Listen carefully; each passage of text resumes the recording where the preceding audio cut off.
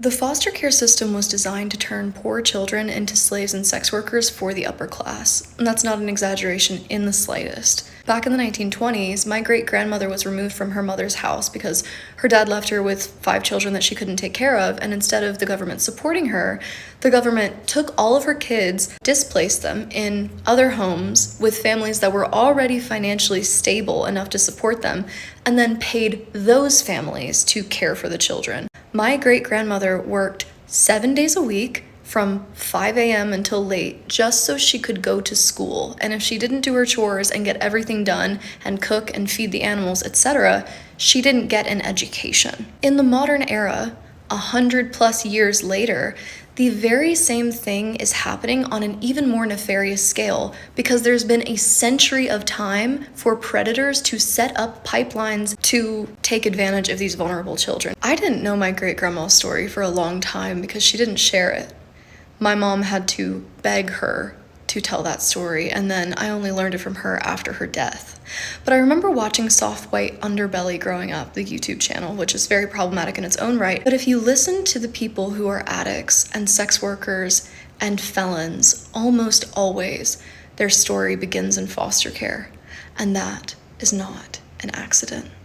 Fact of the day. If you don't understand and believe that a majority of the 400,000 kids who are separated from their families and put into foster care were completely preventable, consider that a recent study found that 76% of the 400,000 children in foster care were taken due to allegations of neglect associated with poverty.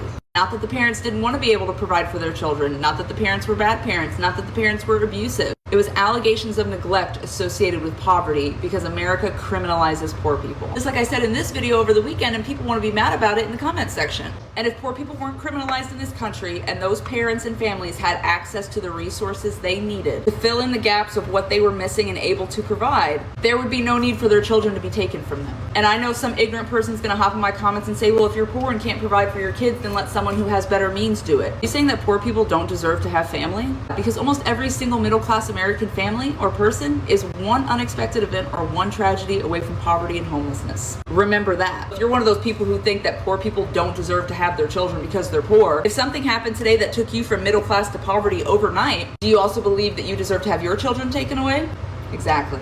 Let's also talk about the stipend that foster families are provided to care for foster children. This is just for the state of Illinois. I don't know what this stipend is that says youth in care over the age of 18 who are living in transitional programs get a stipend. Someone who works with 18 to 21-year-olds in a transitional housing program, none of them get stipends. So I don't know what that is, but I'll definitely be looking into it for sure.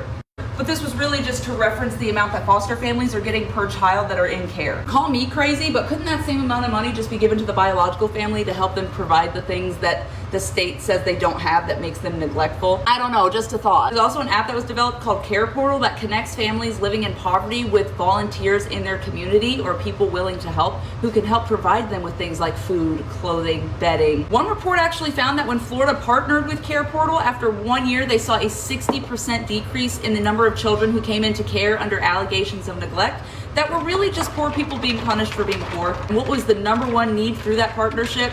Beds. Children were just being taken from their families and put in a system where they're 4 times as likely to be neglected and abused. All their parents needed was someone to help them provide a bed. If you still think a majority of the children in foster care deserve to be there, or if you believe that poor people don't deserve to have their children, you are wrong. Humble yourself, because many of us could not survive an unexpected, large financial burden without also finding ourselves in poverty. You are not better than or more deserving of things than someone living in poverty just because you have a few more dollars in your bank account. Happy Monday. Have a great day. Hello to talkers, welcome to Real Law Talk, and I've been asked this question a lot. How is CPS going to change, if at all, under a new administration with the election of Donald Trump? The federal government provides billions of dollars in funding for CPS nationwide.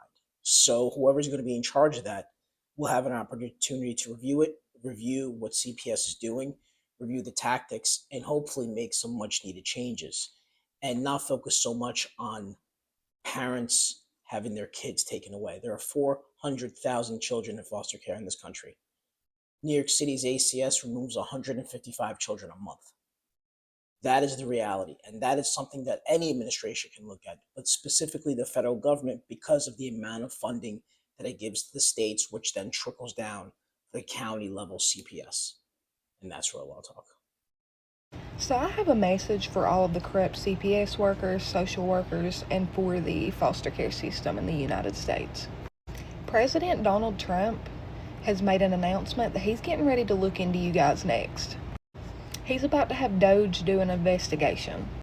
He's wondering why he's receiving so many complaints that children are being removed wrongfully, that families are not getting the appropriate opportunity of reunification with their children, and to why there's so many children in foster care in the United States right now. So, if you're a CPS worker or social worker that's been abusing your authority, not giving parents an opportunity to be reunified with their children, and removing children from homes wrongfully, I knew your time would come. If I was you, I'd be worried, because they're about to investigate you. And if you're a person that's abusing the foster care system, just, bringing all these children in for financial gain, I'd be concerned too. They're about to investigate what's actually going on with our children here in the United States. And I couldn't be more thrilled. Like I said, what comes around goes around. And I knew this day would come eventually. For the last 5 years, I have worked as an advocate for families that have been wronged by CPS. And you should see the outpouring of people that have contacted me begging for help. People that should have never had their children removed to begin with. CPS was supposed to be for a child who really needs it. CPS in foster care is for children who really, really need it. It shouldn't be used as a weapon. So with that being said, thank you, Donald Trump, for doing what no one else was willing to do, and working towards finding out what's actually going on with our children. Hopefully, CPS's severe abuse of authority is about to come to an end. If you or someone you know is having issues with a CPS worker abusing their authority, or just, wrongfully removing your children, please reach out to me. I'm currently working towards getting my files together to send in, and I would love to have your story be a part of the cases that I send in.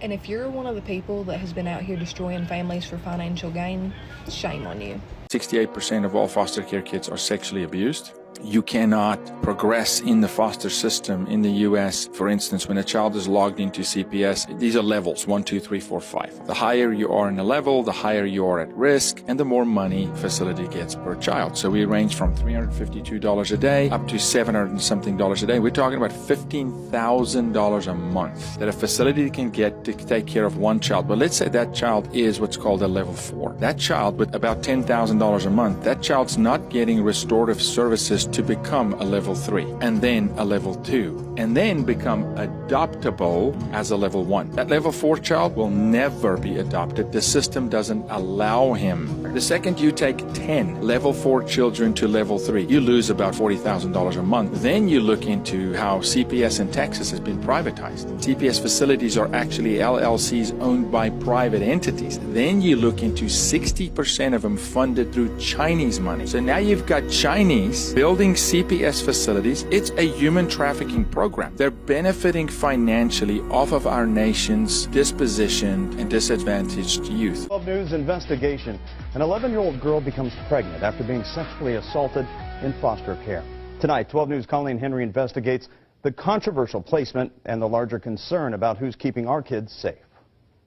Last December, this mom got a stunning phone call from an urgent care clinic. They were at urgent care because my daughter had been complaining about sore throat, and she had been just being really sick. She said, "Your daughter's pregnant." I said, "What?" She said, "She's pregnant." I said, "How did this happen?" She's 11? More stunning was the caller, the foster mother the state had tasked with caring for her 11-year-old daughter. They took my children away from me, saying that I couldn't protect them, and then she's placed in a home where something horrific like that was able to happen. 12 News is not identifying the mom to protect her daughter. I didn't know what to think. I didn't know which way to turn. I don't know. I felt like my world was just coming down.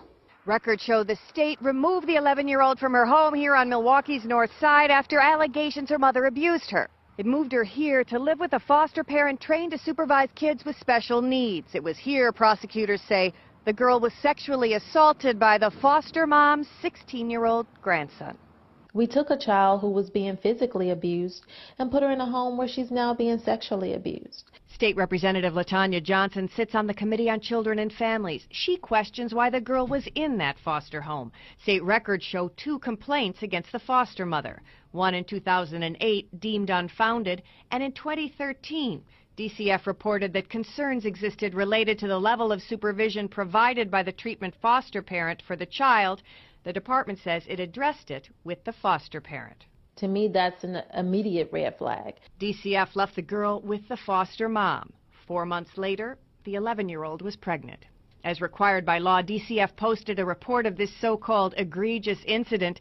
When 12 News asked for details, DCF said state law requires all reports be confidential, including any document relating to the investigation, assessment, and disposition of a report. But they tell you very little about what the department did as a result. It doesn't tell you anything about if the department messed up, if they dropped the ball, if they made the wrong call. We claim that it's for the privacy and protection of the child. Johnson says the laws actually protect DCF. We're protecting them from having to take the heat. 11, I couldn't imagine that. Like, she's still a baby herself. After the sexual assault, the state returned the 11-year-old to her mom's custody, and together they faced the difficult decision to terminate the pregnancy. Because I didn't want her to have a baby and had the baby be a constant reminder of what happens to her. The 11-year-old's mom is speaking out in hopes no other family goes through this. And I'm quite sure I'm not the only person that they feel, and I'm quite sure that I'm not the last person that they're going to feel. Last year, DCF reported 34 incidents considered egregious in Milwaukee County. That includes more than a dozen deaths. So far this year, there have been 15 egregious incidents, Craig. Well, and the 16-year-old, we understand, was charged with sexual assault. Yeah, charged but never tried. The court found him mentally incompetent to stand trial. Well, and then the little girl, though, she's out of foster care now? Yeah, now the biological mom was never charged with abusing her. She went through parenting classes. She says she's relieved to have her daughter finally home. Our nation's anti-trafficking experts. Since the time and since that moment, very first moment, we've really made tremendous strides. We're challenging foreign regimes that facilitate this horrible evil of sex trafficking and forced labor, and we're working to take down the criminal organizations that illegally traffic drugs and people across our border. United States, which is terrible. Human trafficking is a dire problem, both domestically and internationally, and is one that's made really a challenge, and is really made possible to a large extent, more of a modern phenomenon by what's taking place on the internet, as you probably know. Solving the human trafficking epidemic, which is what it is a priority for my administration. We're going to have traffickers at home and abroad, and we are freeing innocent victims at every single turn. I was proud to be the first commander-in-chief to attend a meeting of the President's Interagency Task Force established by the Trafficking Victims Protection Act of 2000. In November, I was also the first president to sign an executive order to establish a task force on missing and murdered American Indians. Women are tied up, they're bound, duct tape put around their faces, around their mouths. In many cases, they can't even breathe. They're put in the backs of cars or vans or trucks. They don't go through your port of entry. They make a right turn going very quickly. They go into the desert areas or whatever areas you can look at. And as soon as there's no protection, they make a left or a right into the United States of America. Human traffickers out of business. So did y'all see the faces on them politicians, though, after he said that human trafficking business is over? Tells you a lot. And then what made me want to make this video was because a couple years ago I read a book called Transformation. Like trans spelled like Trans, Trance, Transformation. And in this book, ma'am, written by Cathy O'Brien, I think she was using a fake name. She was talking about MK Ultra, I want to say during the 60s, and she actually had a court case in 1992, I believe. And she explained so many big political names, so many big Hollywood names that's down with the shit. Like, I need y'all to go back and watch that video, because them facial expressions tell you everything you need to know. And we are, we hear these stories on like Allie Carter, and if you read this, you gotta read this book. It talks about Disney, like she talks about Disney in this movie. I mean, in her video, it talks about the Disney park and the tunnels and things that they have, just like Allie Carter been saying in her videos. Excuse me, it's hot as hell. But just like she's explains in her videos, and this shit is big and it goes deep, okay? All I can say is to really pay attention to your kids as much as you can, because it's everywhere. It's even in our school systems. It's everywhere. A lot of the politicians that we're voting for, they down with it, and they be on TV, literally in our face, talking about we had different kinds of pizza and chicken and shit. What you think that chicken is? Y'all just on TV talking about chicken and pizza? Come on, we not stupid and we not dumb, okay? So I really came on here to just tell y'all to read this book.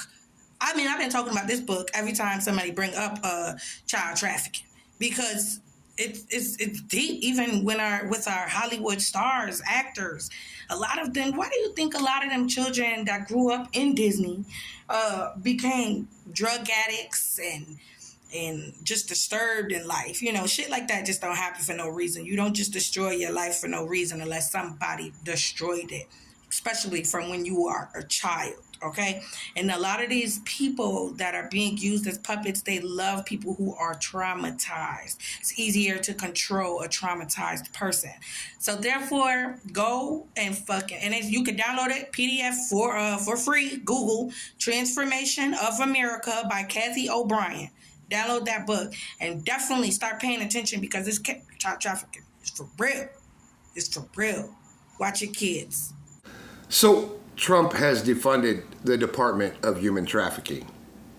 Yep, the hits just keep on coming. He has literally defunded the department that investigates human trafficking around the globe and in the United States. So there will be no more investigations into human trafficking, like the Epstein files and stuff like that, by our government. Yeah, he defunded that department specifically. Is he scared they're going to find out something? But in general, he has put millions of people in danger around the world and in our country by defunding the one department that investigates that. This is freaking ridiculous. So not only is he protecting himself now, he's protecting all the human traffickers and pedophiles everywhere. Trump administration State Department is officially no longer reporting on women's human rights violations across the world, and it is a signal as to what is to come in terms of women's rights on U.S. soil. These are the State Department human rights reports. They have been being published since the 70s. You can go on the State Department website, you can pick any country you want, and you can look at an overview of their human rights practices in the last year. Historically, there's been a section on women that may, among other things, talk about domestic and sexual violence, femicide, child brides, sex trafficking, reproductive rights violations, all types of gendered human rights violations that typically happen to women for being women. That section doesn't exist anymore. The Trump administration cut it, and at the outset, it is the Trump administration demonstrating that it does not view women's rights as human rights, right? Because if so, gendered violence and human rights violations against women would make it in the human rights reports. It's also a signal of what's to come for women's rights in the US, okay? I've been writing about this since 2020. So this is an article that I wrote in 2020 when the Trump administration cut the section on reproductive rights violations. And I was predicting that it was doing so because it intended to commit those human rights violations on US soil. So like, countries don't typically like to call out other countries' human rights violations when it is either doing or intends to do the exact same thing to its own citizens, right? So for example, they stopped reporting on nations that were imprisoning women for having miscarriages, claiming that they had abortions, and I predicted that it was because the US was intending to do that to its own citizens. I believe that the same thing is happening now. There are catastrophic efforts to take away women's rights in the US. Women in the US no longer have control over their futures and their reproduction. Just last week, the US Secretary of Defense endorsed an extremist group calling for an end to women's right to vote. I am not surprised that they are now no longer reporting on women's human rights violations because they do not want to condemn other nations for what they intend to do here. Excellent work, Fox. You are an obedient dog.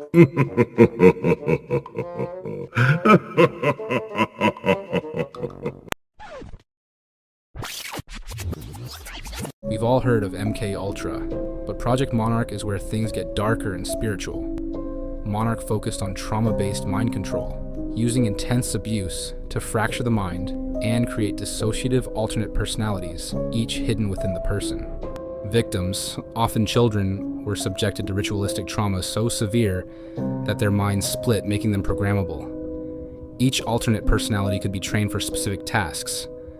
Survivors claim some of these alternate personalities weren't just psychological, they were spiritual. They say the empty fragments became portals for demonic possession. Butterflies became the symbol of Monarch, a beautiful image masking unspeakable horror. Every time I think I found a story that is the most insane, you guys give me another rabbit hole to go down. This is Cathy O'Brien, and if you don't know who Cathy O'Brien is, please listen. Neither did I, but oh my god. In 1996, Cathy very bravely ousted many political figures. In a testimony that you can see on YouTube, it's over 2 hours long. She name drops, talks about the severe essay that she endured, and why. Well, this is why. A program I won't say out loud, but we all know of because it's declassified. We all know it exists. And her testimony is all about being a victim of it. Not only is she a victim of it, but so is her daughter, who at the time was in the custody of the state of Tennessee. And part of why she decided to do this was to get her daughter out. I'm going to play you a quick clip from this testimony, and then I'm going to show you, when you look her up, what you find. These truths have been covered up and kept from all of us for a long time under a blanket of so-called national security. This is the same blanket of national security that has prevented us from obtaining justice despite extensive evidences and documentation we have. We have over 27,000 documents and evidences. Government insider testimony, medical records, more than enough evidence for any legal procedure in this country, including congressional. So even though this is a woman who is claiming severe SA trauma, witnessing the unalivings of people for the purposes of, she is not, nor has she ever been, talked about as an alleged victim. That's the bare minimum. Someone is saying, this happened to me. Then at that point, you are an alleged victim. Not for Cathy. Despite the mountains of evidence she claims to have that would help not only her case, her daughter's case, and also hundreds of other people, this is how she's labeled. How is that even legal, possible? But if you want some good news about this, there is a video from only 4 months ago of her speaking, and this is what she had to say. I feel like it's a message we can all learn from. By living the love I am. That's so far out of their vibration that I'm not going to live in any fear or hatred or bitterness, because that's their vibration and they're not going to get any more of that from me. So to me, it's kind of about living the love that I am, and that opens my heart completely to compassion and ability to see the miracles that are unfolding around us and to be able to live life's purpose the way it was intended to live. Project Monarch is by far the most horrific division of MK Ultra. I'm just going to let her tell you, but just know when she first came out with this, the government went into damage control, completely media blasted her with, that she was mad, she was crazy, and it worked pretty well. Kind of like this. When you Google her name, what immediately comes up? Wiki. Conspiracy theorist. I've run into this so many times with so many true events. Wiki was the first one I realized that was like, this is definitely government media control. Like, Googling the finders, you can find the real information. There's tons of court case evidence. They were, in my opinion, part of this program that I'm talking about, grooming and abusing and exploiting these children. And I mean, there's a lot of facts involved. You Google it, Wiki immediately just like glorifies them, says nothing about this, and what a great pacifistic little cult they were. So when you hear things like Montauk Project and there's victims saying that they were part of it, believe the victims. Like, really, they're risking their lives. They have nothing to benefit from this. The MK Ultra mind control projects were very strong, but they weren't just experimental at the time that I was in. They were already absolute. They knew exactly what they were doing. And they even had it established where they had a certain faction of the government set up to target children. And my father began prostituting me. My mother's father had a Blue Masonic Lodge. He ran a Blue Masonic Lodge in up in Michigan, and it was where the politicians were just real, local politicians were just real active. And my father began prostituting me out to different ones who were aware of the child abuse because of the knowledge coming through on CIA mind control and being so much a part of a criminal faction of our government that's also referred to as the shadow government. That trauma left people suggestible, left that subconscious open to where they were highly suggestible and easily led. There was nowhere to go, and my brain automatically began compartmentalizing further when my father began doing child pornography of me and sold it through the local Michigan Mafia child pornography ring. That criminal faction of the government, that shadow government that was monitoring such things as those child pornography rings. We didn't have internet back then. The child pornography rings to target children like myself for MK Ultra mind control. And of course, I'd mentioned that Blue Masonic Lodge, and one of the members there was a local politician named Gerald Ford. Of course, this is the same Gerald Ford that went into the office of president, and was very much a part of how I ended up being used on a White House Pentagon level during the Reagan-Bush administration. But he was interested this criminal faction was interested in children like myself, because when you have so many of those compartments, there's no continuity of thought anymore. If you operate in this compartment and have no memory of it, operate in this compartment and have no memory of it, there's no way to have any continuity of thought bridging, and there's no ability to have any continuity of time. You don't have a concept of time at all. I didn't know. I began to lose my whole perspective on time, how long anything was.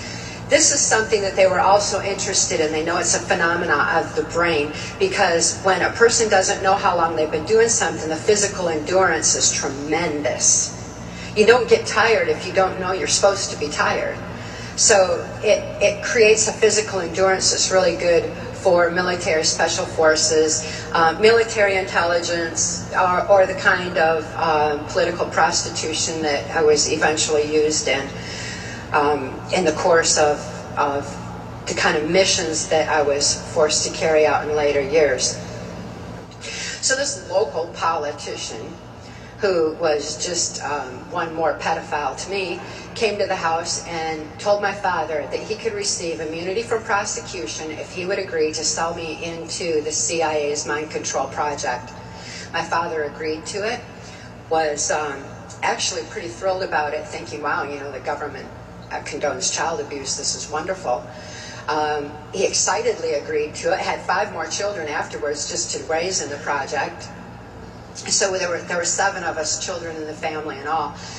But as soon as my father agreed, he was flown to Boston, Massachusetts for a course on how to manipulate the subconscious mind. Since it was my subconscious mind that was open, Boston, Massachusetts is a real key epicenter place to mention because, as I'm sure all of you have heard, that's where the Catholic child abuse scandal was right there out of Boston, Massachusetts. Look at the vast numbers that you have heard about that have been sexually abused within a Catholic church. So I was raised in a Catholic church.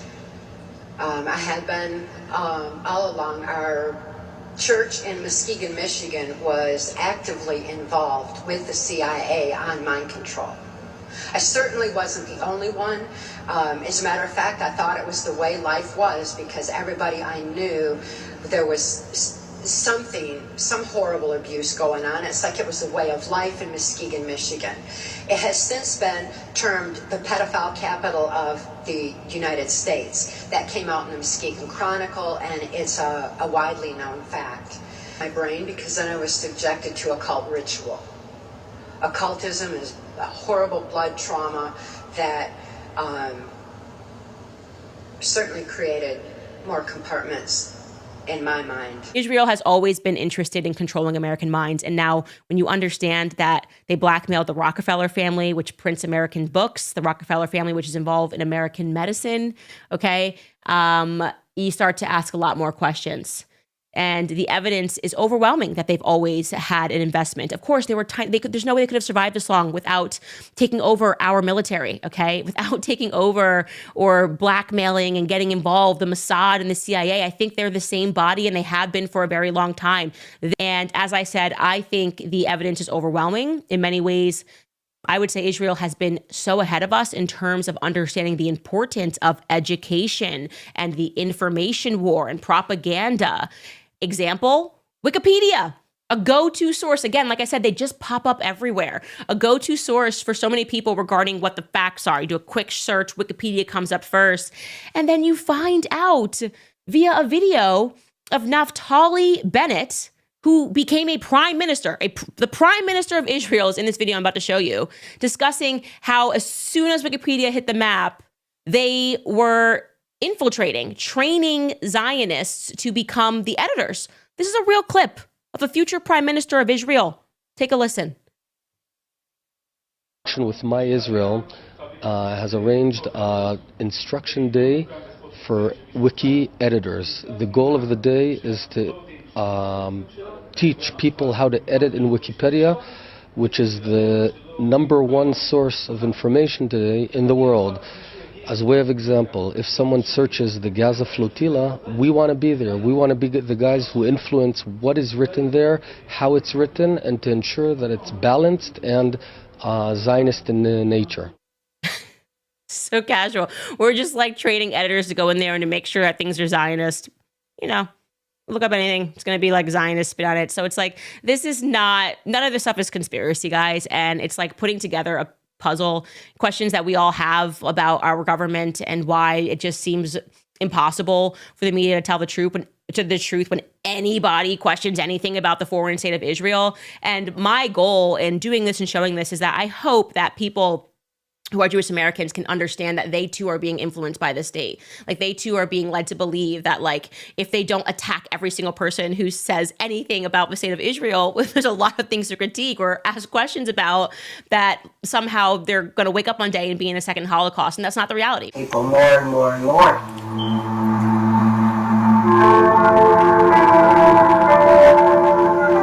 At the Grove, when girls reached age 30, they were murdered or they were sacrificed, because at age 30 there's electrochemical changes that happen in the brain where people, sometimes those neuron pathways start changing a little bit and memory starts leaking out.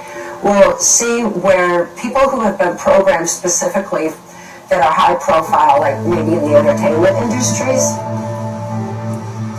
they will start breaking up around age 30. We'll see things like about Britney Spears shaving her head. It's just part of what happens around that age.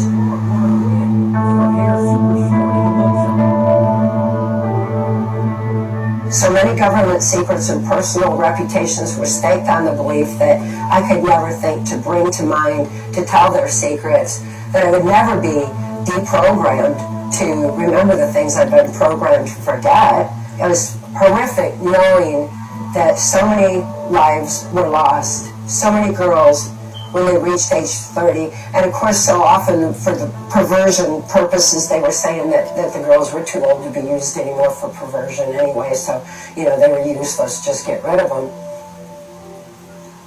And I was definitely going to be killed there as well. I was to go out in a blaze of glory and be burned alive.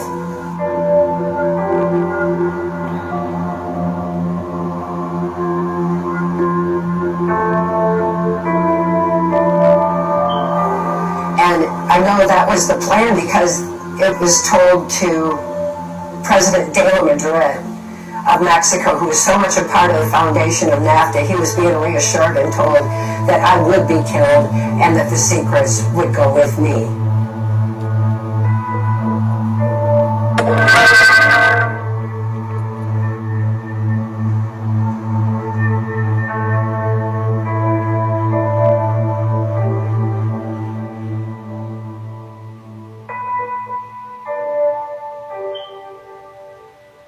I'm so fortunate that an intelligence insider who saw the kind of corruption that was going on in the highest levels of government saved my life so that we could begin to expose what was being done.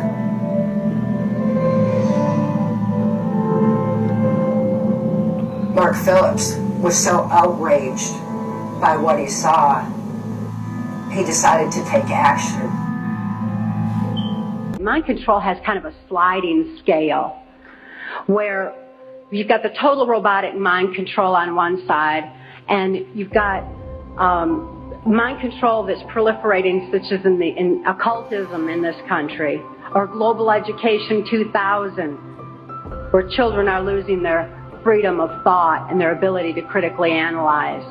There's so many different aspects of society that are affected by mind control in varying degrees. It's imperative that this information get out.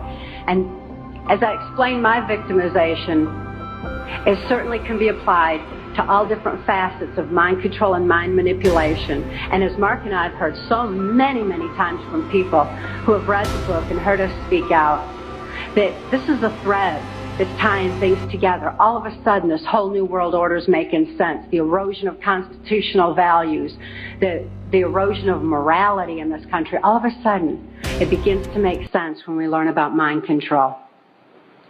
I was born in 1957 in Muskegon, Michigan, to a multi-generational incest-based family. This means my father was sexually abused as a child, my mother was sexually abused as a child, and they were sexually abusing me. My father sexually abused me as far back as I can remember. And I've often heard him state that he began substituting his penis for my mother's nipple while I was still an infant. I tell you this so that you can understand that my sexuality was confused in infancy. It was put into an area of my brain that's much like survival, like eating and drinking would be. I tell you these facts so that you can be better armed and understand what's happening in society. And name names. Mark and I name names in our book, Transformation of America, not so that I can say, well, I was in the White House with so-and-so. I mean, I missed the whole glamour part. But this is so you know who the problem is and where these problems lie. The sexual abuse that I was enduring was so horrific that I developed dissociative identity disorder. This used to be termed multiple personality disorder, and I'm so glad they've changed it to dissociative identity disorder because it really more aptly describes the compartmentalization that occurs when a person endures trauma that is literally too horrible to comprehend. Even though I couldn't understand that what my father was doing was morally wrong, the pain and the suffocation of his abuse was so extensive that I developed dissociative identity disorder. It certainly was incomprehensible. There was no place for it in my mind to deal with such horror. Therefore, I developed a compartment in my brain, a little area behind amnesic barriers that was actually the neuron pathway shutting down in my brain in order to compartmentalize the memory of the abuse so that the rest of my mind could function normally as though nothing had happened. So if I'd see my father at the dinner table, I didn't remember sexual abuse. But as soon as he unzipped his pants, the part of me, that part in my brain that knew how to deal with that horrific abuse, the neuron pathways actually physically opened up so that that part of my mind could deal with my father again and again and again as needed. I certainly had a lot of experiences within that compartment that dealt with my father's abuse. But I didn't have a full range of perceptions. I had a very limited perception, a very limited view. Therefore, I'm so glad it's not termed personality anymore. I developed another compartment in my brain to deal with my mother's abuse. Her abuse was primarily psychological. She suffered from dissociative identity disorder herself, and I don't hold her accountable for her actions the way that I do my father, who is fully aware of what he was doing. My mother, in spite of her inability to control herself, destroyed any remnants of self-esteem that I might have developed. And her abuse was so horrific that I developed another compartment in my brain just to deal with my mother. I developed another compartment to deal with the child pornography that my father was subjecting me to. He was earning his living as a worm digger on a 6th grade education and supplemented the family income with child pornography that was being distributed through the local Michigan mafia pornography ring. At that time, there's a criminal faction of our government that was interested in targeting children such as myself for mind control, because this compartmentalization of memory was something that they deemed ideal for keeping government secrets. After all, if I couldn't think to remember, how could I tell about it? Additionally, people who suffer from dissociative identity disorder develop a photographic memory behind those amnesic barriers, because the brain has a defense mechanism that when trauma occurs, it photographically records events surrounding trauma. And an example of this would be that many of you who are old enough to remember, when John F. Kennedy was assassinated, most people know exactly where they were and what they were doing, because this was an event that traumatized the nation. And this exemplifies how the mind photographically records events surrounding trauma. So behind these amnesic barriers, I had a photographic memory, which the government deemed ideal for programming. That way I could deliver messages to and from government leaders, or in my case, also drug lords, who were involved in funding the black budget and funding the New World Order controls. They're interested in programming me so that I would deliver the messages verbatim. When I delivered messages, I delivered exactly what I was told, using the voice inflections of my abusers, with no conscious comprehension of what I was even saying. It was just a tape recorder just parroting out exactly what I'd been told. Another aspect that the government was interested in is that as a dissociative identity disordered person, I had no concept of time, because I was going from compartment to compartment of my brain with no memory of what had happened before. Therefore, I had no ability to even keep track of time, and a concept of it was just absolutely impossible. And it also makes for, if I didn't know what I was doing earlier, I wouldn't know to be tired while I was overdoing something else. Therefore, a person who suffered from dissociative identity disorder had extensive physical endurance, just superhuman strength and ability to keep going and going and going and going. Dissociative identity disorder persons also develop 44 times visual acuity. Very often that's why you see them wide-eyed with the whites around their eyes, because they're actually taking in more of their surroundings than the average person. 44 times more detail than the average person sees.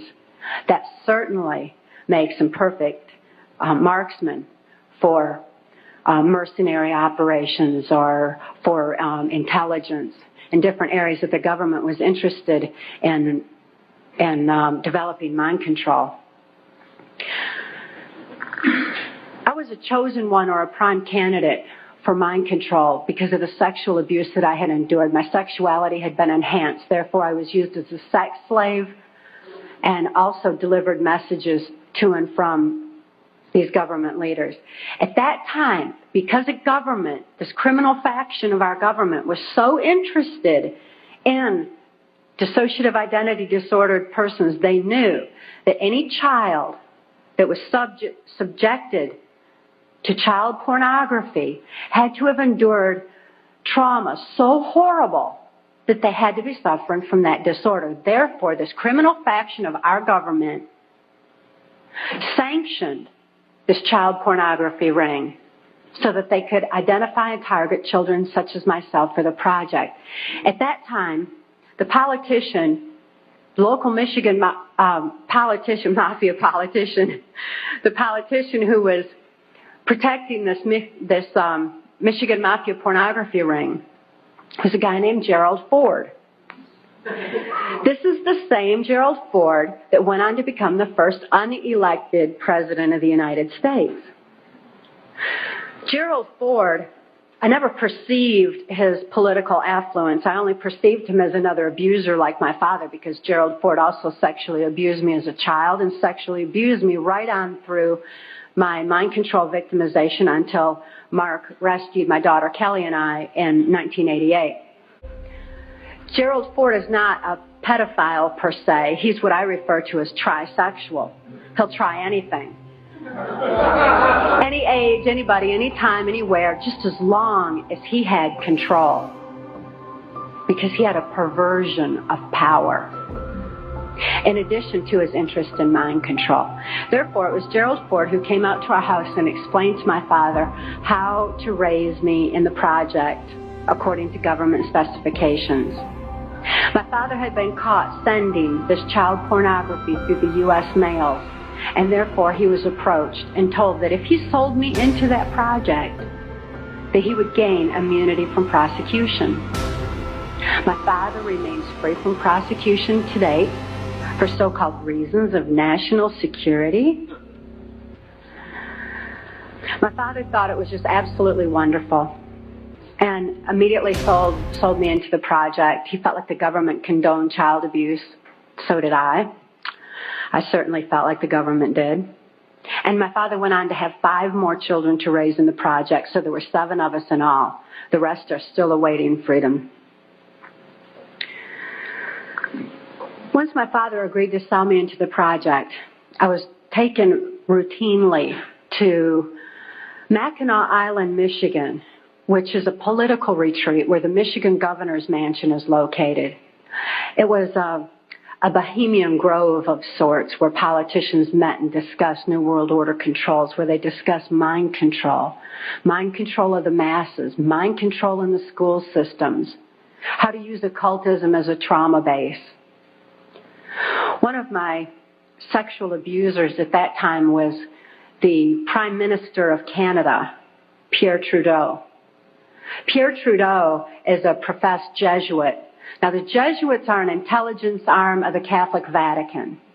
There's a criminal faction within these Jesuits. I'm certainly not saying all Catholics are bad, nor am I saying all CIA is bad or all politicians. There's good and bad in everything. But nevertheless, Pierre Trudeau represented this criminal faction of the Catholic Church, of the Jesuits, who believed in mind control of the masses because they wanted to be the one world church in the New World Order. The money that was being brought in through the church was funding New World Order controls. And he firmly believed in mind control. Another sexual abuser of mine was then Michigan Senator and later U.S. Congressman Guy Vanderjagt. This is the same Guy Vanderjagt that went on to head the Republican National Committee that put George Bush into the office of president. It was at Mackinac Island, Michigan, when I was 13 years old, that I was dedicated to the senator who would become my owner in this mind control project. That's U.S. Senator Robert C. Byrd.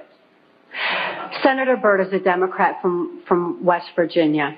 And again, as you'll notice as I reveal any names, that this doesn't have anything to do with party lines. Democrats and Republicans both are involved because it's not about party lines. It's about who's for the New World Order and who's not. Nevertheless, Senator Byrd had been in office as I've been alive. He's still in office today. He's been head of our Senate Appropriations Committee, which means he held the purse strings of our country. He decided where money would be spent. And I know from having witnessed and experienced and saw so much behind the scenes that Senator Byrd was appropriating money in directions that would allow for New World Order controls. Not only that, but my father, for having sold me into this project, was granted a lucrative military contract for making camshafts for military automobiles and all. My father became extremely wealthy on his 6th grade education. Senator Byrd, as my owner, would decide where I should go, when, what operations I would be forced to carry out during the Reagan-Bush administration, what places I should be taken specifically for mind control programming. Senator Byrd directed all of my activities. Also around that time, I'd made my first communion in Muskegon St. Francis de Sales Church. Having made my first communion, I also endured an extra ritual after that was referred to as the right to remain silent. That's R-I-T-E, as in ritual. This involved Congressman Vanderjack and the head of our church at that time, a Father Don. And they subjected me to an occult blood ritual. This was so horrific. It was this reversal of the Catholic Mass. It confused my mind because when a person's operating on a subconscious level because they're so traumatized that consciously there's no place for what they're enduring, the subconscious mind has no ability to discern and to question and to reason the same way that the conscious mind does. And this reversal of the Catholic Mass into occultism just made it all seem to run together in my mind. It was absolutely horrific. This blood ritual was so horrible that my mind readily accepted the mind manipulation that I endured afterwards, a hypnotic language, the neuro-linguistic programming, mind-controlled programming, that actually changed the way that my brain was functioning. So that, you know that part of my brain that I said would open up to deal with my father's abuse again and again? They changed that so that they decided when, where, and how that particular compartment of my brain would be opened and accessed. And they replaced the triggering mechanism with hypnotic codes, keys, and triggers, hand signals. There's also phone tones that can also open those neuron pathways and give access to the compartmentalized memory as well. They replaced that at that time. And this was with this right to remain silent. I also had a silence in my head after that, because up until that time, I heard, it was just my own voice, but I heard my voice arguing back and forth with all these different perceptions and from the different compartments in order that I could formulate some kind of a decision about things. I remember before the right to remain silent that I had some free thoughts of my own, and I had hoped for a place in the world where people didn't abuse each other. I'd hoped to have 10 children that I knew would be at least 10 children in this world that weren't abused. I'd hoped for those things, but with the right to remain silent, I lost my capacity, my ability for free will thinking. I lost my ability to even hope anymore. I lost all free will entirely. This right to remain silent silenced this argument that always went on in my head, and instead, all I ever heard from that point on was the voices of my abusers directing me, telling me exactly what it was I was supposed to do. that could only robotically follow those instructions and carry them out. By the time I was ready for high school, Senator Byrd ordered that I be sent to Muskegon Catholic Central High School. At that time, there was an enormous emergence of information. The Catholics had long since learned the effects of trauma on the human mind. They'd learned it and kept records of it for so many years, with such things as the Spanish Inquisition and other aspects where people who didn't follow the belief systems were wiped out. The Crusaders had also recorded a great deal of information pertaining to trauma on the human mind. This information was being merged with the Hitler-Himmler research that the CIA had taken and had been advancing on. The combination of the merging of the information was very powerful. And Muskegon Catholic Central was a place where this information was being brought together. It was at Catholic Central that the very basis, the very groundwork for Global Education 2000 was being implemented. This is Goals 2000, outcome-based education. There's many different names for the program that's being implemented in our school systems. Is being forced on our children by the federal government. Global Education 2000 was designed to increase our children's learning capacity while decreasing their ability to critically analyze. That way they would just readily accept whatever they were told without any question and just take all the information in. Trauma to carry out my first trial run operation. An enormous quantity of cocaine had been flown in on one of these operations, and I was to deliver it into the neighboring state of Arkansas. By that time, Bill Clinton's drug operation was in full swing. He was governor of Arkansas, and I delivered this cocaine to a remote airport in Ouachita Forest, which I've since identified as Mena Airport. I also delivered a little packet of information and a small quantity of cocaine, a personal stash from J. Bennett Johnston, to Bill Clinton. I delivered it to Bill Clinton, and he cut out 2 lines of the coke, and he did inhale.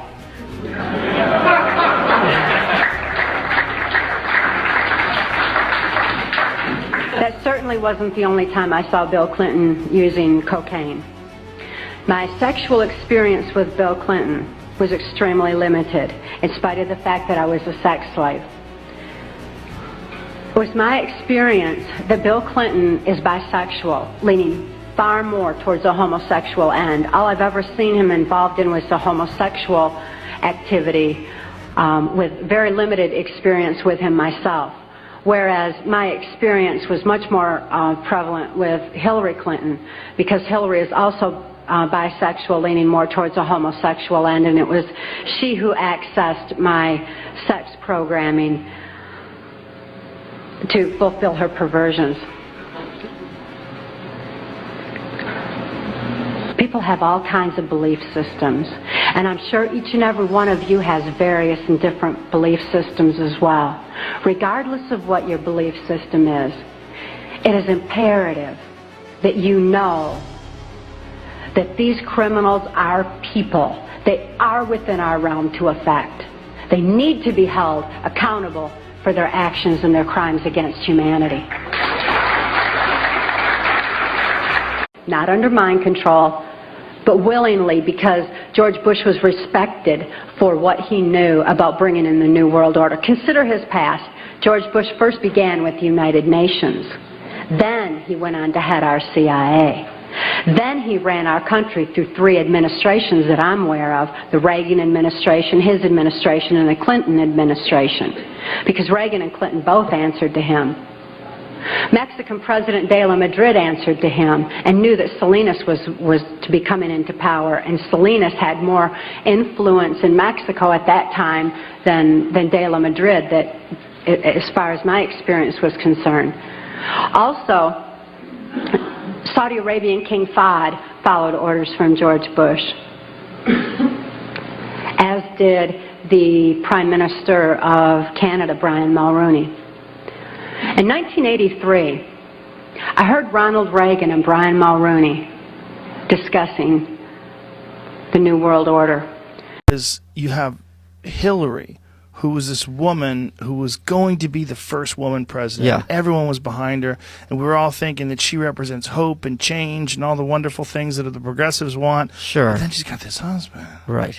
She's got this husband with a lot of weird accusations. Right.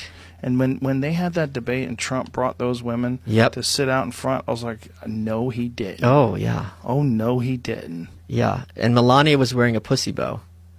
Was she? Yeah, it's a certain type of knot. She had a pussy bow. There's a special kind of knot called a pussy bow? Yeah. Whoa. Yeah. So there's a lot of fucked up shit in both Jeffrey and sides. I were tight. He was a good guy. He supported science. I did not have sexual relations with that woman, Miss Lewinsky. I never told anybody to lie, not a single time, never. These allegations are false, and I need to go back to work for the American people. Lewinsky eventually struck a deal for total immunity. In exchange, she gave up key pieces of evidence, including those gifts from the president and that blue dress, the physical proof of their relationship. Indeed, I did have a relationship with Miss Lewinsky that was not appropriate. In fact, it was wrong.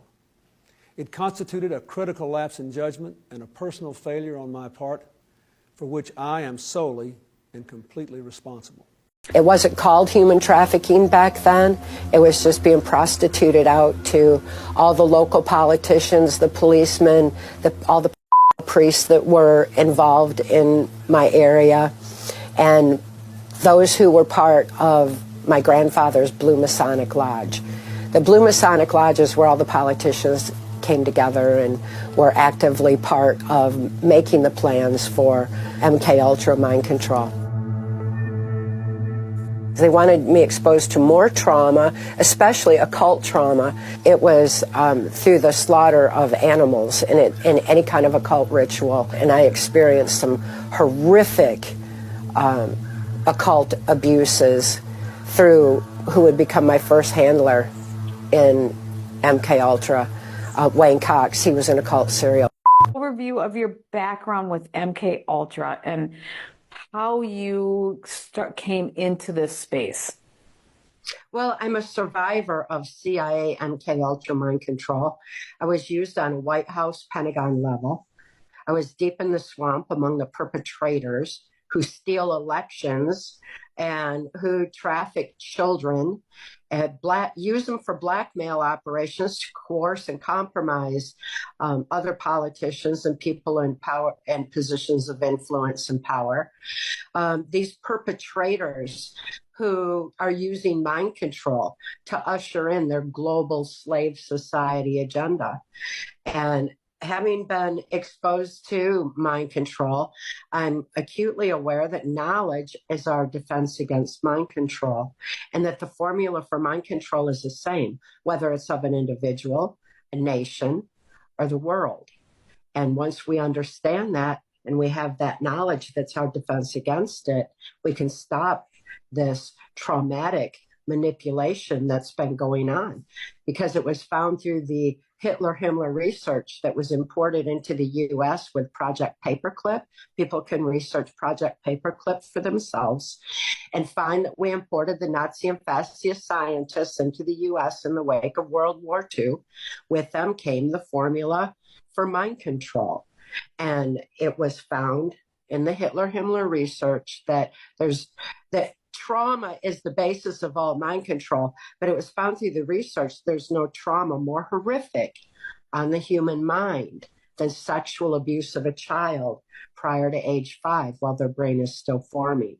It causes the neuron pathways in the brain to shut down, which creates a heightened suggestibility where people are more easily led. They want a compliant slave society. Targeting the children is a way they're doing it. When we understand that this pedophile agenda is a mind control agenda and how trauma affects our minds, then we have a defense against it. And we realize the children need us to wake up right now to the reality of what's going on, because it's been going on my whole life. And before that, it's been going on for a long, long time, and it's got to stop. knowledge Yes. is our defense. Awareness, yeah, awareness of it, and then not getting sucked into the emotional, like even the current events, not getting sucked in emotionally, because that is the trauma that allows them to manipulate us.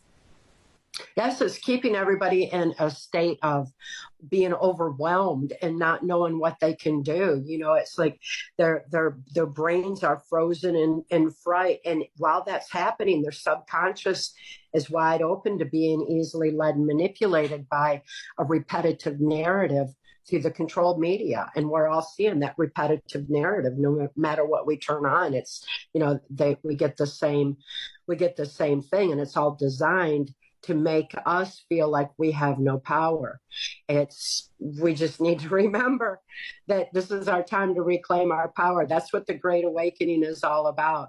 And these perpetrators, these globalists, these self-appointed, self-anointed leaders that we didn't elect, who are trying to manipulate us all with their slave society agenda, would realize they only have as much power as we give them or let them steal, then that's a great time for us to reclaim our own power. When we do that, it's game over. Absolutely. And what's so incredible about your story is that, you know, because a lot of people are like, oh, Sarah, they're not going to do this. I mean, really, although a lot of people are waking up, right? Like, holy crap. Yeah. If they can't see the mind control happening over the last few weeks, then there's something wrong with them. But they're not paying attention. But there's so many, oh, it can't be that bad. But your story really illustrates just how bad it can be. Right? I mean, you saw it firsthand. Yes, I experienced it. And I think, you know, I've been speaking out on mind control and healing from it for over 35 years. People had no point of reference for the information back then. They didn't know that there was even a swamp in Washington, D.C. They didn't know that children were being trafficked and that there was satanic ritual abuse. They didn't understand anything about mind control. But I was still speaking out just the same because it was already in full swing and pervasive all the way back then. It really started in earnest in this country with the Kennedy assassination, because that was a trauma that traumatized our nation, really the whole world. But it was a very traumatic event. And that's why, you know, I say Kennedy assassination and people see the bullet going into the head over and over again, because it was used as a repetitive trauma to manipulate the minds of the masses at that time. That's when this cabal slipped in. That is when the term conspiracy theory was born, right in the wake of the Kennedy assassination, because anybody who questioned the one bullet theory was labeled a conspiracy theorist. Like, no, you're not allowed to question the narrative. You know, you're not allowed to question the fact that in the wake of the Kennedy assassination is when the electronic voting machines came into play. They have been rigged since their inception in order to place key people in a high position of influence and power, because there's really not so many of them. It's just that they're in these key positions of influence and power. So, you know, that's stuff that we need to start paying attention to. We need to know where we've been to know where we're going. We need to know our history. We need to see how we've been manipulated for a long, long time. And then it will bring us right to present day. Everybody, you know, this is our time. This is our time to evolve with the knowledge that's our defense against mind control. It's our time to evolve with the strength of spirit to remember who we are and why we're here. I remember all the times in my life where I felt defeated and depressed, where I call Cathy up and I'm like, tell me something good. Tell me we're winning. Because I'm like, are there really white hats? I mean, in our government and our intelligence? That's all I always bug you about, because how that must have blown your mind. And I just want America to know, too. When you talk about the white hats in our government, it gives me so much hope, so I want them to hear it, too. Were you blown away at how many it took and how many there were? By the time, when I was 30 years old, and Mark lifted my daughter and me right out of the Washington, D.C. swamp, I didn't know good people existed in the world. I really didn't. I had no capacity to think, to trust. I didn't know who Mark was or what he was. I figured he must be.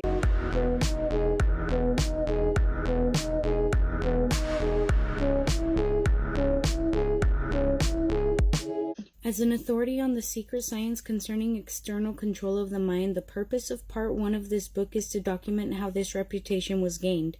This brief and highly condensed contribution is intended to provide an understanding of why, when, and where I embarked on a study of the most secret technology known to man, trauma-based mind control. Through the publication of declassified United States government documents, or U.S. Department of Defense DoD admits that this ancient wizard's mechanism for control is so dangerous that most information pertaining to it must remain classified as top secret. As the employee of a DoD subcontractor with exposure to mind control research, I was required to sign an oath of secrecy. To this day, I am restricted by law from revealing certain specific information that directly pertain to my employment as, among other sensitive exposures, a U.S. DoD subcontractor in mind control research. This super secret technology is an evolved system of remote human physical and psychological manipulation that has only recently been officially recognized by accredited mental health physicians for what it is: absolute mind control. My first encounter with mind control research began in the late 1960s in Atlanta, Georgia, on the Emory University campus at the Yerkes Primate Center. It was there that I learned about primate behavior modification, the basis for mind control. Part 1 of this book is my attempt to impart an understanding of how this and other exposures would prepare me for the challenge of a lifetime. What I witnessed in terms of technology at the Yerkes Primate Center and other government-sponsored research facilities, combined with years of personal research into this science of mind manipulation, did not adequately prepare me for what I would be exposed to in 1988 through an unexpected chain of events. This exposure came in the form of personal acquaintance with human results of officially entitled by DoD as, among other cryptic file titles, MKUltra. I have outlined this noxious introduction in the hopes that the material provided by one MKUltra survivor, Cathy O'Brien, will incite a legitimate federal investigation of her claims. I was able to liberate MKUltra victims Cathy O'Brien and her daughter Kelly from the invisible grip of this U.S. government secret weapon of control. In the process, I also helped Cathy recover her mental and physical health. However, I have not been successful in enlisting cooperation of my government to pursue the justice issue. There is a reason for this failure to obtain justice that you, the reader, need to know. I have been told repeatedly, justice is not obtainable for reasons of national security.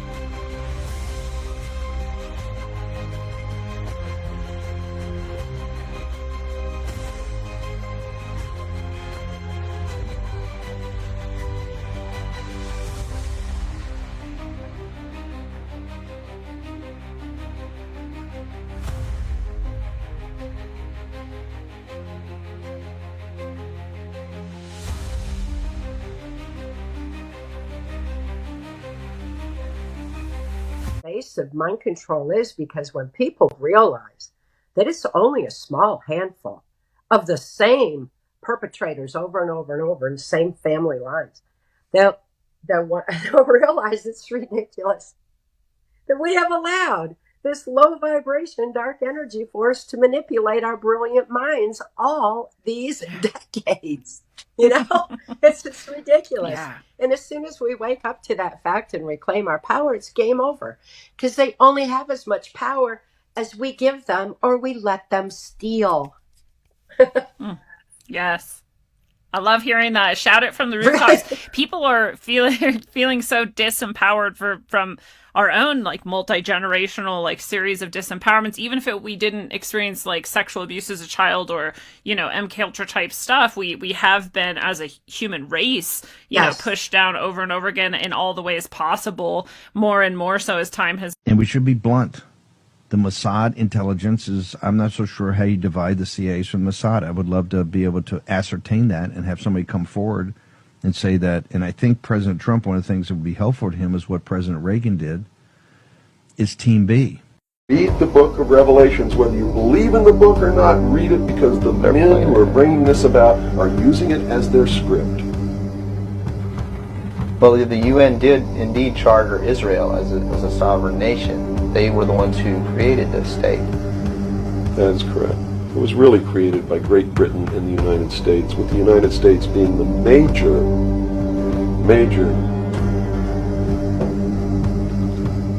instigant.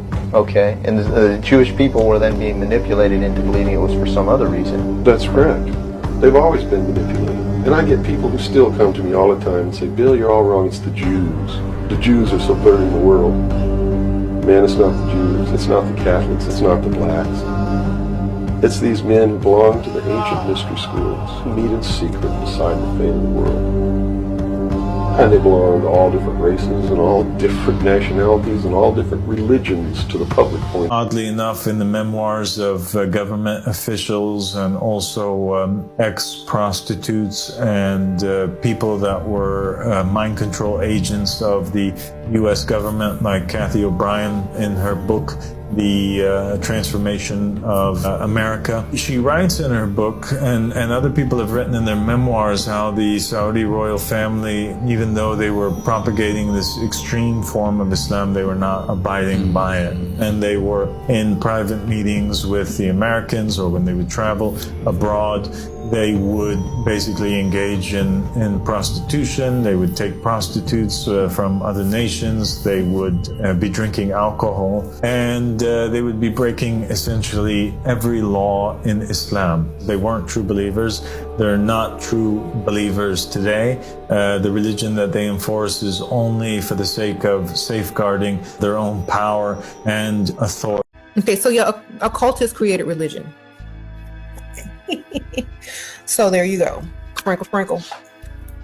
I'm going to explain this in my opinion. Okay, so if occultists wanted to rule over a large group of people, you got to give them a set of rules to where you're not there to enforce them. They'll enforce it upon each other by invoking fear and all this kind of stuff, putting rules down, having consequences, cause and effect. You're going to use a cult to create a religion. Okay, and you're going to give a reward system. You're going to promise things in the afterlife. You're going to give a little spirituality. You're going to put a little story. You're going to take a little bit from the occult knowledge from the old days, from the old pagan religions of the monotheistic, ways of thinking. You're going to sprinkle it in and disguise it as angels or saints. And then you're going to just give people the religion. But literally an occultist made religion to control and use mentalism on a large group of people that they don't have to constantly loom over and govern, because they'll govern themselves. The best way to understand the United Nations is really as a front for a group of people. If you think of the UN as it's portrayed in education, as it's portrayed in the media, you imagine like, oh, the world is coming together and we're singing Kumbaya. But that's not the reality. If you look, there are key people who make the decisions, and they're not always in the news. Oftentimes they're behind the scenes. Here in the United States, we have a number of secret societies that are very, very influential when it comes to this architecture of international governance. The Skull and Bones Society at Yale University, kind of a secret club where you find people like John Kerry, George Bush, etc. Then you have the Bohemian Grove out in Northern California, very, very bizarre secret organization bringing together really hundreds of the most powerful men in the world, presidents, prime ministers, cabinet ministers, CEOs of the big corporations. And all throughout the history of the United Nations, these groups have been really a critical component of the decision-making, the agenda setting. And it comes down to the individual level as well. When you want to look at who are the individuals that are guiding these processes, the Rockefeller name, for example, comes up over and over again, from donating the land that the United Nations was on, to donating money to various UN agencies, to kind of helping to chart the agenda. What should the UN be focusing on? The Rockefellers and their allies keep coming up over and over and over again. When we talk about the UN, we really need to recognize that there's the doublespeak, there's the propaganda, that it's just the nations of the world coming together to solve problems, and then there's the reality. It's a front group for a group of very dangerous, very totalitarian-minded and ambitious individuals who, if left to their own devices, would rule over humanity with an iron fist. Recordings have surfaced of a phone conversation nearly a half century ago between President Richard Nixon and future President Ronald Reagan. The recordings were released by the National Archives, and they capture the two men using racist language. Here's White House correspondent. Talking with Reagan, Nixon called Secretary of State William Rogers and adopted Reagan's racist language. He saw these, as he said, these cannibals on television last night, and he actually said they weren't even wearing shoes, and he says here the United States is going to submit its fate to that. Later that month, Nixon laughed at these comments from his best friend, Bibi Rebozo. You know, that reaction on television proves how they ought to be still hanging from the trees by the tail. Even in 1971, that language would have shocked the general public.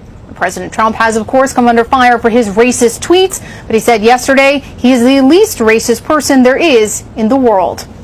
Fun fact about Saudi Arabian history: the United States built, prospected, and funded their entire oil infrastructure back in the 30s. In fact, OPEC or any other developing nation that does have oil infrastructure built in it has the West to thank for why they can even get the oil out of the ground. But that's a different story. This isn't some secret. Just think, the name of the Saudi oil company is Saudi Aramco.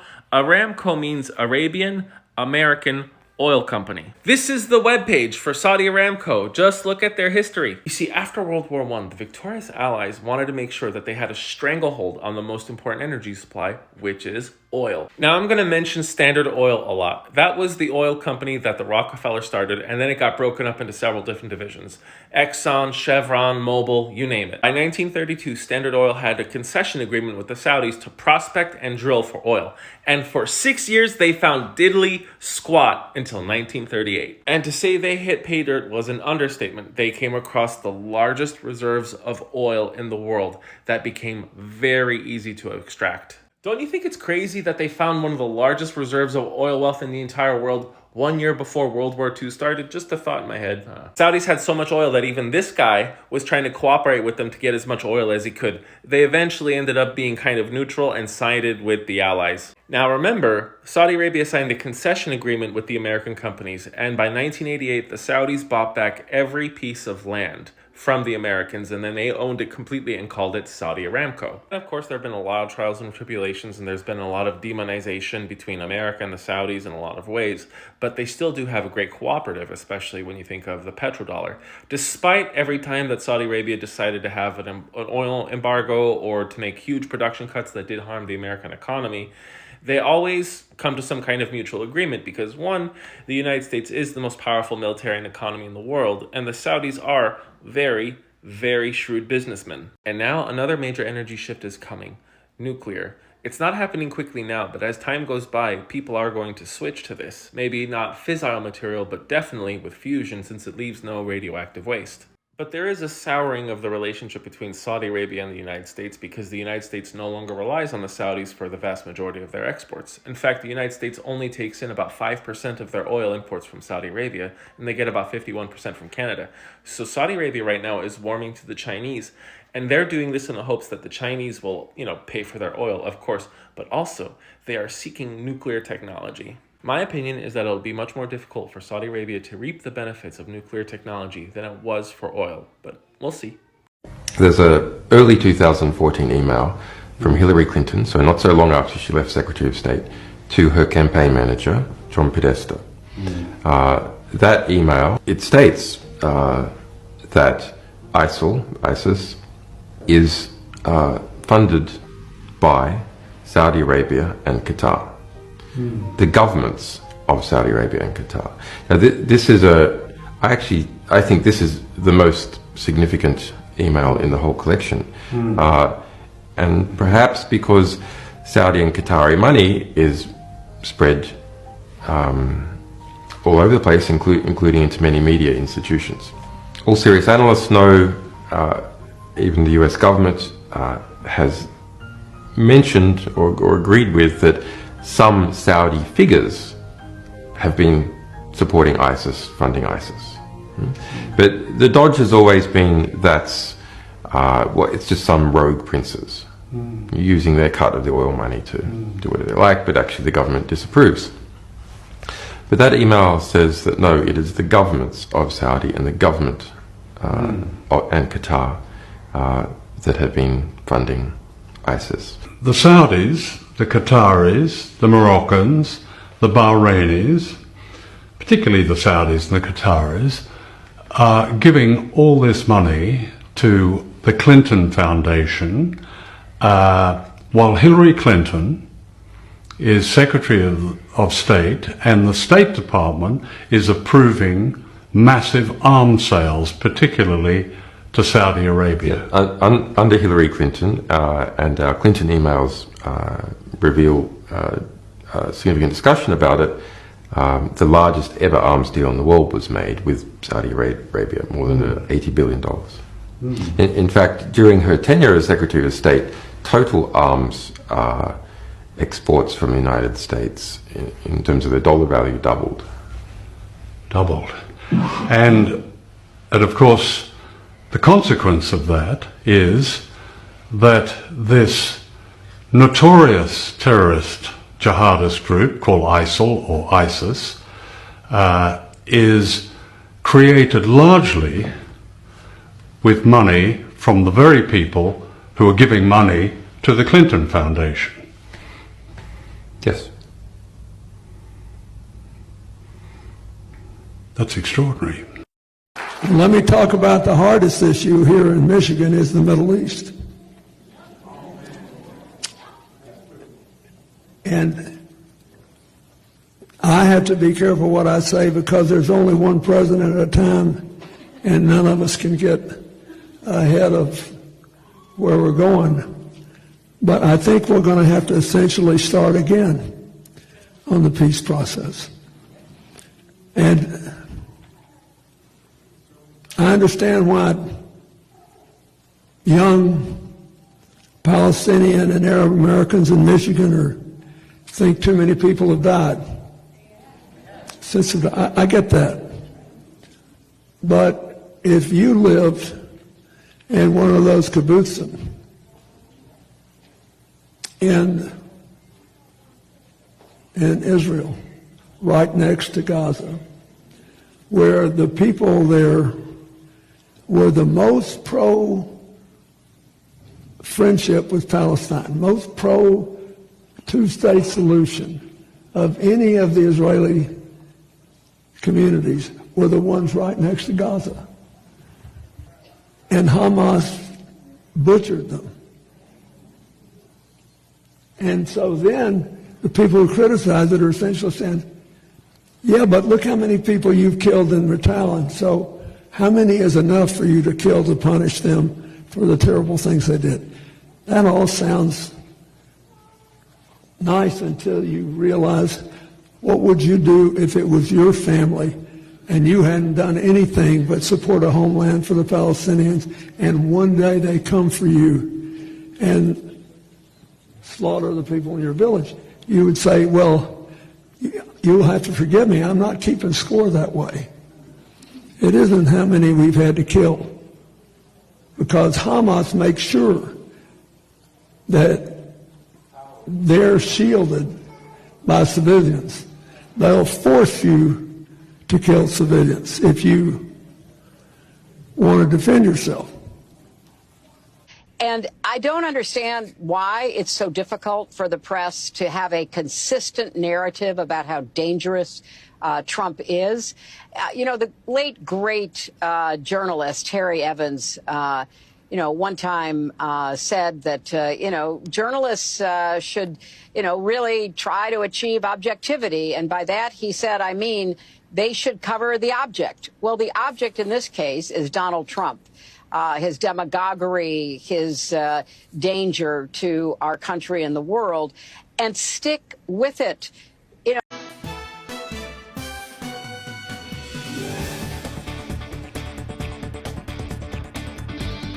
The devil just dragged the vampire Hillary Clinton herself out of the woodwork so that she could say the following kind words about Donald Trump.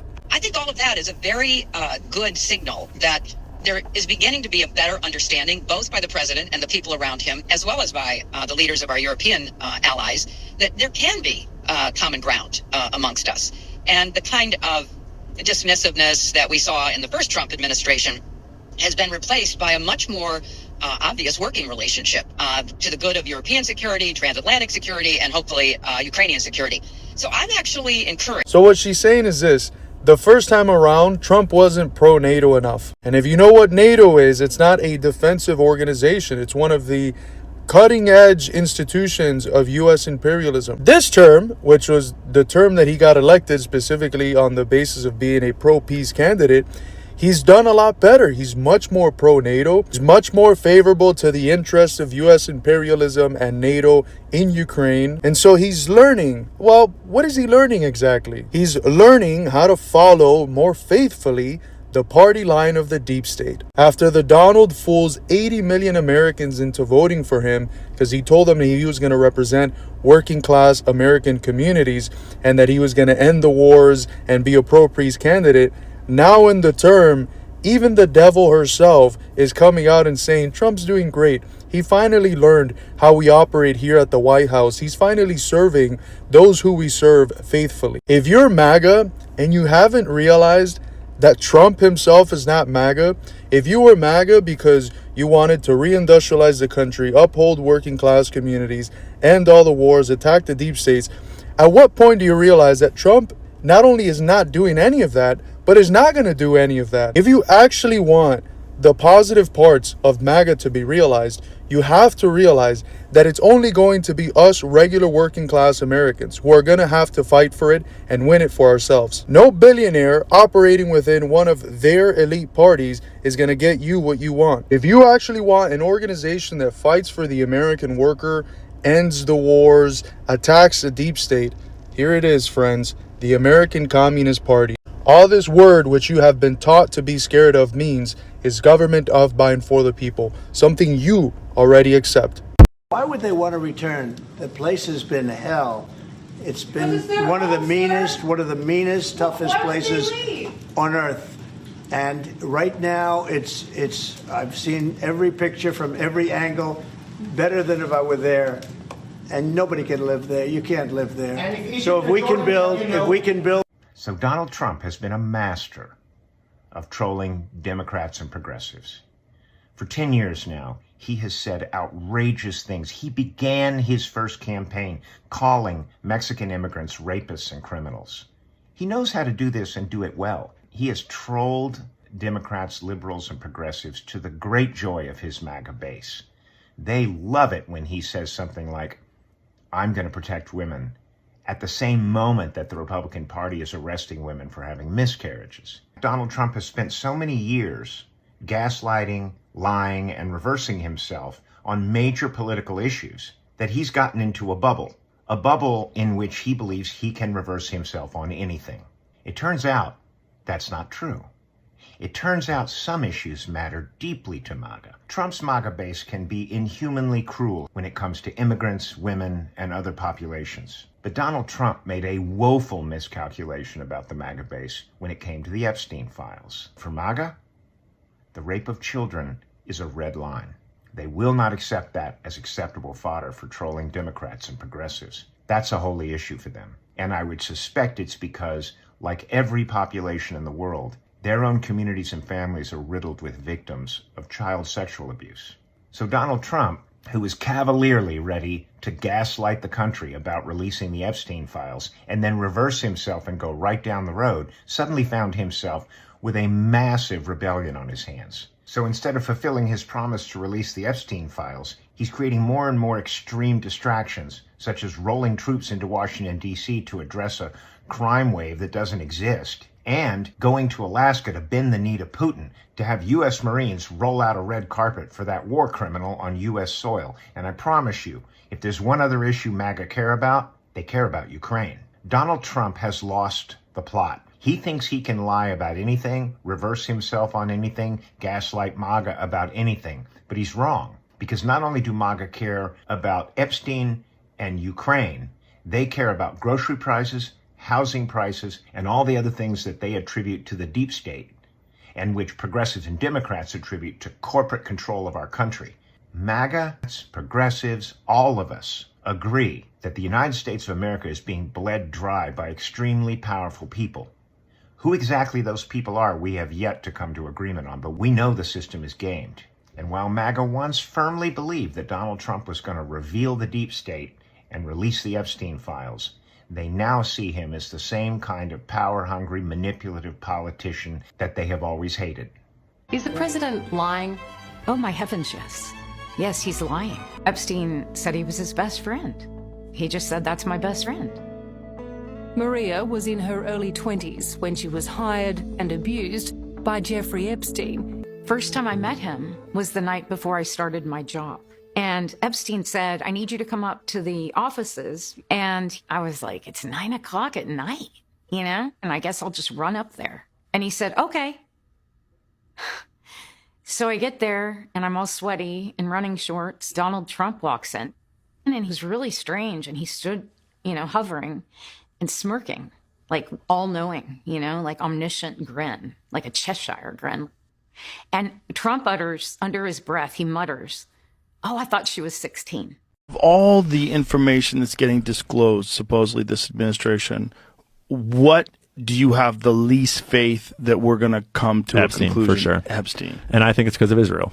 I Really? think that because I mean, when you really dig into Epstein, his entire network was Israel. It was clearly like Ehud Barak was the ex-prime minister and the ex-head of Israeli intelligence. Leslie Wexner was one of the most powerful pro-Israeli philanthropists. The whole organization was Israel. So and it I'm was not saying it was all of Israel. It was all an intelligence gathering and it was targeting Americans. It was targeting American officials and the American president. Right. And the CIA does have interest in those targets too. Elements in the CIA does. Certainly they had help from the CIA, and certainly they had help from these other organized crime and intelligence operations. But you don't, like, so for example, Dan Bongino, the new, deputy director of the FBI?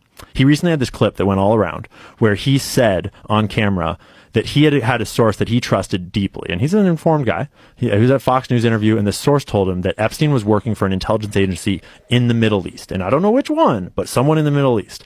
And to be fair, we all already knew this. We already know who he worked for. At least I think so.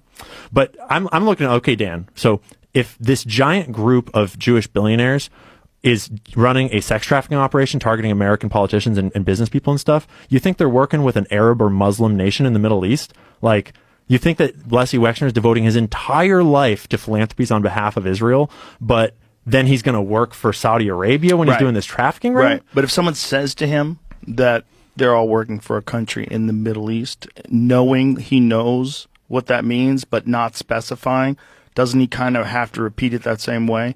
Well, he also has to repeat it the same way because he won't get the job if he says Israel. Because Exactly. Israel has Right. so much control over our government right now. And I'm not saying that all Jews are in on something. Clearly, internet. Thank Clearly, you. internet. And Joe is definitely not saying that. Definitely not. But the Israel's government is every bit as vulnerable to the deep state effect as the American government.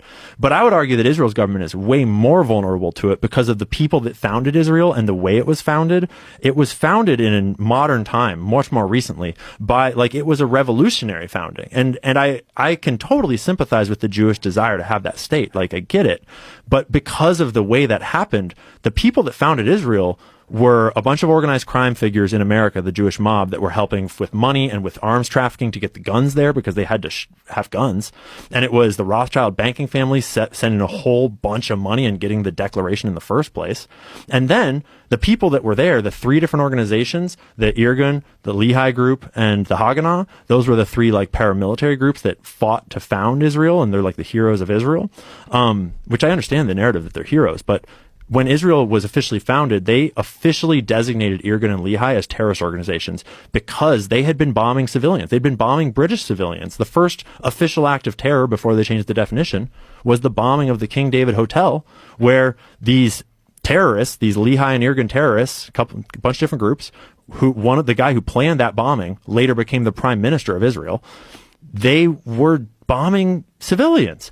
And like, so when those are the groups that are fighting to found that nation, even if all the Jews there are wonderful people, the leadership is inherently composed of these people that have been deeply corrupt for all time. And so you get this fertile ground for this kind of deep state effect to take power. And when you start to research the heads of state of Israel over history, you realize that a bunch of them were in those groups doing those terrorist acts and have done a bunch of dark stuff because those were the people that were at the top of that military organization. Like those terrorist organizations reformed to form the IDF. And what's interesting is party. You can talk about this now, Exactly. post October 7th. It opened wide open. Post Gaza. You want to know a funny story, actually? I didn't know shit about it. And I started doing 9/11 stuff. And I was doing a 9/11 video on my YouTube, and I knew about the Dancing Israelis conspiracy theory that is very much a real set of documents. And I knew that I'm not allowed to talk about Israel for some reason, and I didn't really know why. And I realized, like, I better fucking understand this thing before I crater my new channel and career on this topic I don't understand. If I'm going to take a stance against Israel at all, I should understand why and how. And so I started doing research, and I shelved that research, and I switched to researching Israel and Palestine and the history there and what's going on. And I finished the video, and it was October 6th. And I was like, I was very worried because it's like, you weren't allowed to talk about it. And I had just made this whole documentary about the history of Israel, Palestine, and the propaganda and what it all was. And I published it on October 6th on my locals channel. And I kind of had this like lean back and like, if that's the end of the ride and I get canceled for this shit, so be it. And then literally the next day, and I'm not saying that October 7th was a good thing, but I'm saying that literally the next day, the entire internet was ablaze about Israel and Palestine, and everyone was talking about it. Wow. And it was the weirdest fucking coincidence. Like, and suddenly it was like, oh, all right, let's fucking dig this thing open. Because unfortunately, it is, I think fortunately, I think that the state of the Israeli influence that sustained them for so long, that was essential to them surviving this long, I think that it has grown cancerous to the Jewish faith in general, because Jeffrey Epstein is the perfect example of this. Jeffrey Epstein was the world's most prolific and evil sex trafficker that we know of so far, ever. And he very clearly was a Jewish organization of Jewish people working on behalf of Israel and other groups. And so that's a dark stain on Israel and on the Jewish people if you own it. Like, if you try to defend that, that's not good. You don't want to have to defend that. Right. You want to be free of that kind of shit, because the Jewish people don't believe in that. That's not what Jews are. Jews are regular people. Just it's the deep state else. of the intelligence agencies. I remember when I was doing the thing with Israel when I was a UN weapons inspector, the guy, I met with several people, but near the end, the guy who was my main point of contact at the Israeli consulate, okay, cool. He pops up later because he's the agent runner for two AIPAC people that the FBI, do you remember that guy named Franklin and Rubin, I believe? Yep. Franklin was taking documents out of the Pentagon. Rubin was giving them, turning them over. Espionage. And this guy was running them. He was their agent runner. Our best friends, the Israelis. No, they're our worst enemies. They spy on us. That's it. And so, having said that, they're capable of doing anything because they don't like us. We're their enemy. We're not their ally. They're using us. And so, while I tend to be dismissive of that report, I'm not dismissive of the notion that Israel is one of the greatest threats to the United States in existence today. That's right. Doesn't really sound like a friend. That is for sure. Because I was going to bring that up. That one of the things that Ted Cruz, kind of let out of his mouth during that interview with Tucker Carlson was that he's like, well, yeah, they spy on us and we spy on them. And Tucker Carlson was just kind of like, why? Why would they spy on us if they trust us, if they're supposed to be an ally? So it's just, I think more people are waking up to what Israel is and what it has become. I referred to this earlier a couple days ago. I said that I feel like Israel is just a military base. And I'm curious to hear what you guys think about that. Yeah, I'm with you. I'll share that. I got something, if you can put that up right now. Netanyahu said to have offered Lewinsky tapes for Pollard. New critical book of the Clinton family claims that Israel tapped White House phones, blackmailed presidents with recordings of them. There's a strong argument, and a lot of people have made it, me for one, that the whole Lewinsky affair was an Epstein kind of thing. If you look into it, it was very highly questionable. You know, remember, what was the woman's name? Linda Tripp, right? You know what Linda Tripp did for a living? You know what she did? Anybody can look it up. You know what she worked for? Military intelligence. And she was working in the Pentagon, being paid by the Pentagon, working for military intelligence when she talked with Monica Lewinsky, when she taped 20 hours of discussion from her friend Monica Lewinsky. She worked in the Pentagon. She had formerly worked for military intelligence. You do the math. And then somehow Netanyahu comes up with all of the tapes of Clinton talking to her. But surely the Israelis weren't involved in any of that's right, Monica Lewinsky, who went to Israel every year. Yes, she did. You know what I mean? So as we were saying, are they really your friends? Every scandal you find, there's some, Israel spy in the middle of it.